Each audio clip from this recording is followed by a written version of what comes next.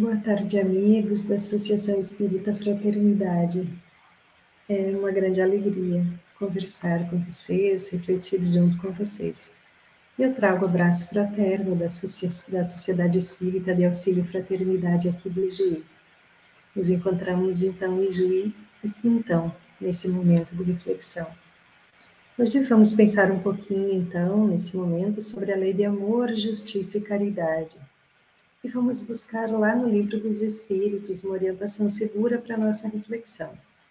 Na questão 886, os benfeitores nos ensinam que o amor e a caridade são o complemento da lei de justiça, pois amar o próximo é fazer-lhe todo o bem possível, todo o bem que esteja ao nosso alcance e que desejamos fosse feito a nós mesmos. Já lá na questão 876, nós vamos entender como definir a justiça. Os benfeitores ainda nos ensinam que a justiça consiste em cada um respeitar os direitos dos outros, dos demais que conosco convivem. Mas o que determina esses direitos? E aí vamos aprender que duas coisas determinam estes direitos, que são a lei humana e a lei natural. Vamos pensar na lei humana. A lei humana é uma lei construída por homens. Ela é, então, apropriada aos costumes de uma época. São regras criadas sempre aos costumes de uma época e estabelece direitos mutáveis, então, porque a cada época eles se renovam, eles se alteram. E por isso é uma lei imperfeita, porque ela nem sempre atende à necessidade de todos, porque nem todos estão ao mesmo tempo as mesmas necessidades em uma época. E, por vezes, essa lei atende, na verdade, à necessidade daqueles que as elaboram e não daqueles que, de fato, precisam delas. Esse ainda é um movimento de uma sociedade, de uma humanidade, que ainda está vivendo um mundo de provas e expiações, e por isso ainda não entendeu, de fato, a caridade, a solidariedade, a fraternidade e a necessidade de considerarmos todos como irmãos. E nem sempre essa lei humana, então, ela regula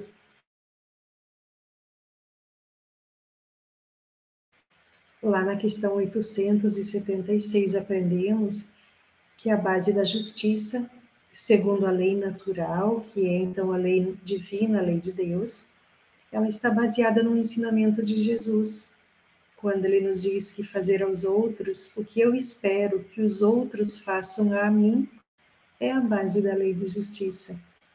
E a ela reforça o que os benfeitores ensinaram nas questões acima, considerando o amor e a caridade, então, como complemento da lei de justiça.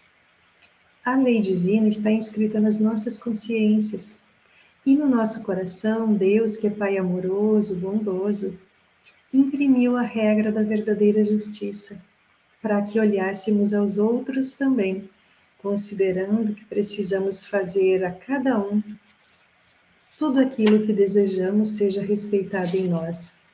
E então, nesse entendimento, o direito consiste em fazermos ao outro o que queremos que ele nos faça, e isso nos movimenta a necessidade de respeitarmos os direitos dos outros.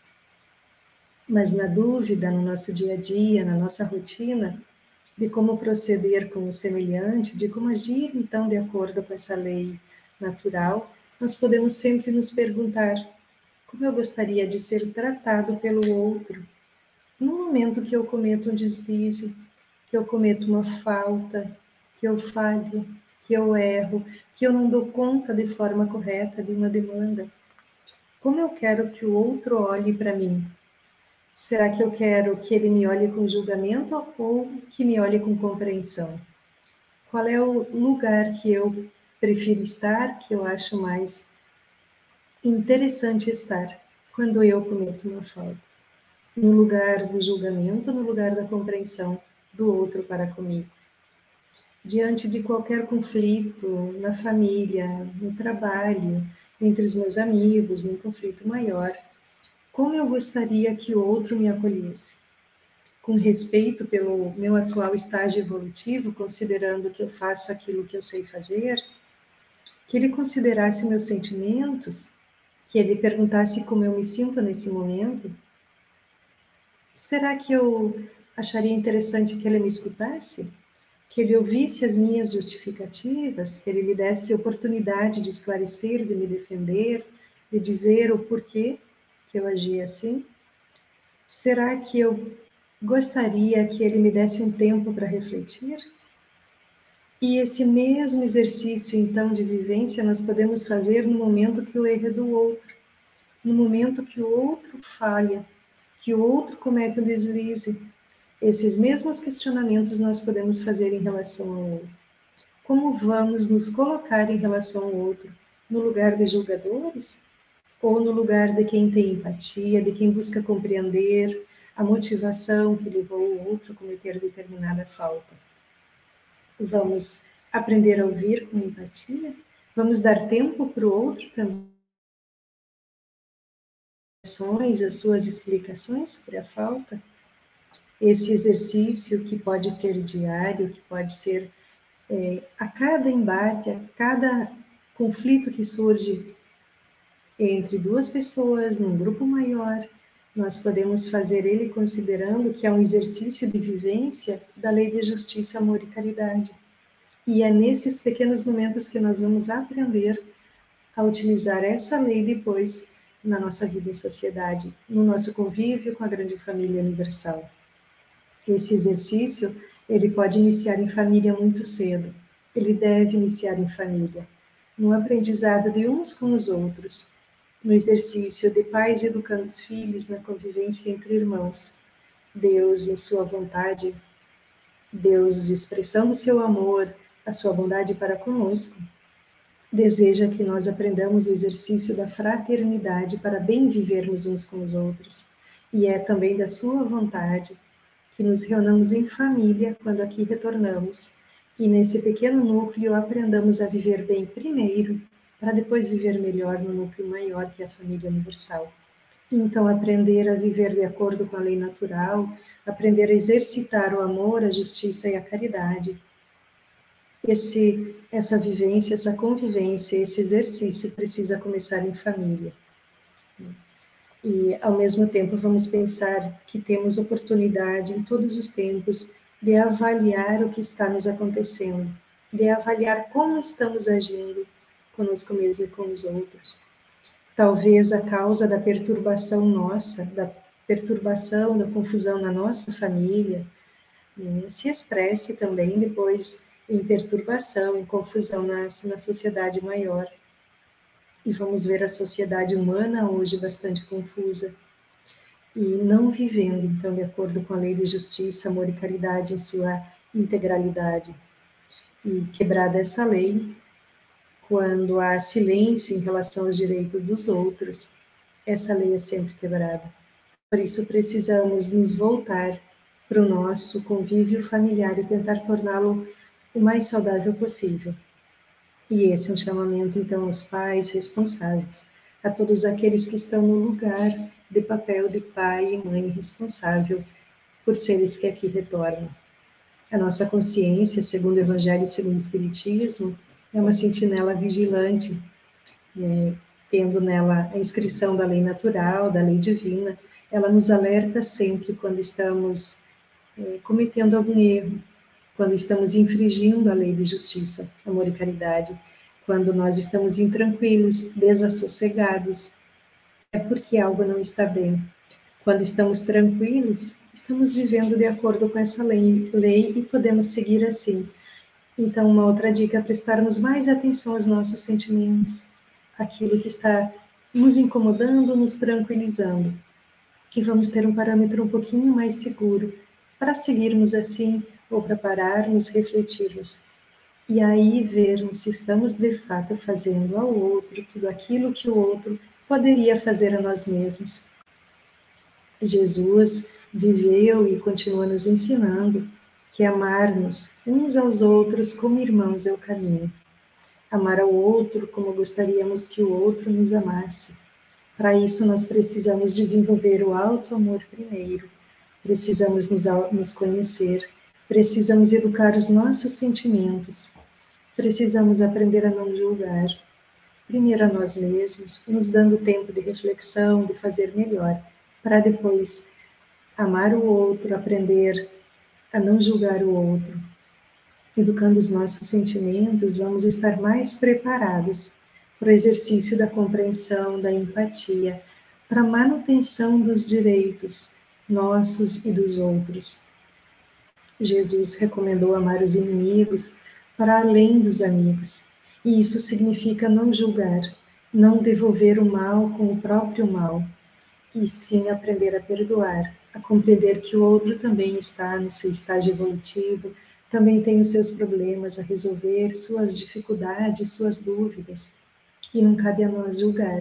E nós estaremos auxiliando com que ele avance na senda do seu progresso, se não julgarmos, se perdoarmos.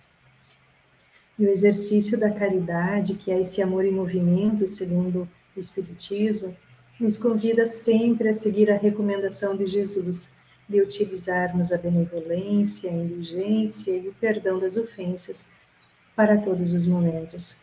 Na nossa rotina, então, nas pequenas coisas, vamos construir, por exemplo, harmonia no trânsito, vamos construir pacificação nas filas, dos bancos, dos pagamentos, vamos entender que todos estamos aprendendo e cada momento de embate, de conflito, é uma sublime oportunidade de exercitarmos essa lei de amor, justiça e caridade. Quando olhamos para o outro, paramos, pensamos e nos colocamos em seu lugar e vemos nele o nosso espelho. Perguntamos a nós mesmos, e agora, nesse momento, que o outro me tratasse? E assim nós vamos compreendendo que todas as leis estão embaixo do grande guarda-chuva da lei de justiça, da lei de amor e caridade.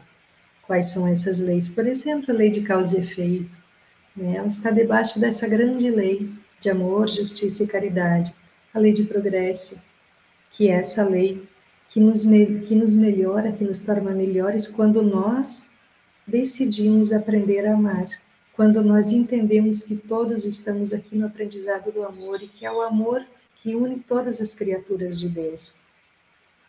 O livre-arbítrio que nós temos para fazer as nossas escolhas precisa ser aperfeiçoado a cada embate, a cada conflito. Precisamos aprender a utilizá-lo com responsabilidade para melhor compreender esse lugar, então, de exercício de direitos, meus e dos outros que convivem comigo, entendendo que direitos são para todos. E onde buscar orientação segura para aprender a viver assim, para melhorar a convivência? Sempre no Evangelho de Jesus, sempre no modelo que ele nos fornece, sempre tendo nele o nosso guia e modelo de conduta, de convivência, de vivência saudável. Para isso, nós temos o recurso da prece, que nos sintoniza com ele, que nos conecta com Deus, que reforça a nossa fé, nos encoraja e que nos permite a resignação, que é essa virtude também, que nos permite dar um passo para trás, olhar para o outro com esse olhar de amorosidade, que nos permite aprender com cada erro que nós cometemos e que os outros cometem, e aí conviver de forma mais saudável. Os direitos, então, segundo a lei humana, deveriam sempre ser espelhados na lei natural, para serem, então, mais coerentes, mais corretos. E enquanto os homens que elaboram as leis não estão aptos a desenvolver leis segundo esse espelhamento da lei natural, nós que estamos abaixo dessas leis podemos vivenciá-las da melhor forma possível, nós que já sabemos da existência dessa lei natural. Podemos viver a lei dos homens, a lei humana, exercendo sempre os nossos direitos, facultando também aos outros o exercício dos seus direitos, considerando que tudo aquilo que é bom para mim é bom para o outro, e aquilo que me prejudica também prejudica a caminhada do outro. É um exercício diário, constante. E o nosso esforço, então, para aprender a viver de acordo com essas leis, reforça que inicia na família. E é lá na família que nós precisamos apresentar Jesus àqueles que conosco convivem. Se estamos na condição de pais e mães, vamos apresentá-lo aos filhos, aos menores que estão conosco. Se estamos na condição de irmão, também vamos apresentá-los que estão conosco. E por que não na condição de filho também, se assim já sabemos, vamos apresentá-lo aos nossos irmãos e pais. Por isso que o lugar em família é esse lugar de aprender, reaprender e ensinar. E o Evangelho no lar é um recurso seguro para apresentar Jesus, para convidá-lo a estar conosco e para aprender com ele, para nos reunirmos mais em família, fortalecer os nossos laços e aprendermos a viver em sociedade de forma melhor. Desenvolvermos as condições para vivermos em fraternidade e nos tornarmos cada vez mais próximos de Jesus, construindo a partir do convite dele a grande família universal. Eu desejo que essas reflexões permaneçam conosco, acalentem o nosso coração e nos despertem para continuarmos estudando, para melhor compreender a lei humana e melhor compreender ainda a lei divino-natural. E dessa forma melhorarmos a nossa convivência entre nós. Um grande abraço fraterno a cada um que acompanha essa transmissão. Eu agradeço a oportunidade e rogo a Jesus que esteja conosco, que permaneça conosco, abençoando assim os propósitos de cada um de nós, atendendo às nossas necessidades de auxílio.